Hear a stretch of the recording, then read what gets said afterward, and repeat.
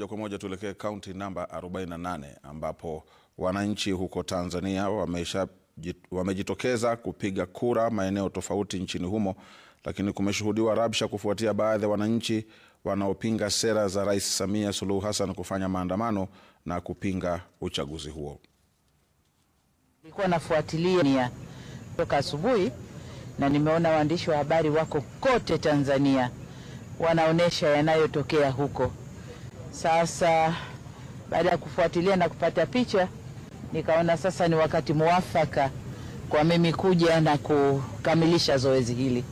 Nataka niseme kwamba nami tayari nimeshakamilisha zoezi hili, na niwaombe wa Tanzania wale ambao bado wako nyumbani wajitokeze, waende wakatimize haki yao, wakapige kura, chagua viongozi wanaowataka ili nchi yetu tumalize zoezi hili la demokrasia na tuendelee na shughuli zetu za kawaida.